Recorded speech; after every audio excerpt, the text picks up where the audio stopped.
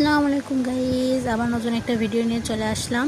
এই যে আজকে দুপুরের খাবার ছিল ইলিশ মাছ ভাজা, আর এখানে ছিল পার্শে মাছ দিয়ে উস্তে দিয়ে আর আলু দিয়ে ঝোল। এটা আম্মু অনেক মাশাআল্লাহ রান্না করে, অনেক মজা। আর এখানে ছিল হচ্ছে মাছের ডিম ভুনা, এই যে বড় মাছের ডিম ভুনা ছিল এটা।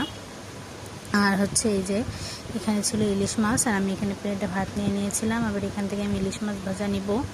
এত মজা হয়েছিল, এটা আমাদের বরিশালের ইলিশ, অরিজিনাল স্বাদ মাশাআল্লাহ, অনেক খেতে ভালো হয়েছিল। এই যে আমি একটু ঝাল পেঁয়াজ নিয়ে নিলাম, এটা দিয়ে আমি ভাত খাবো। এই যে দেখুন, মাছ থেকে মাশাআল্লাহ তেল বের হয়েছিল, আমি সেটা দিয়ে ভাতটা মেখে নিয়েছিলাম। আর আমি প্রতিদিনের মতো ভিডিও দেওয়ার চেষ্টা করব।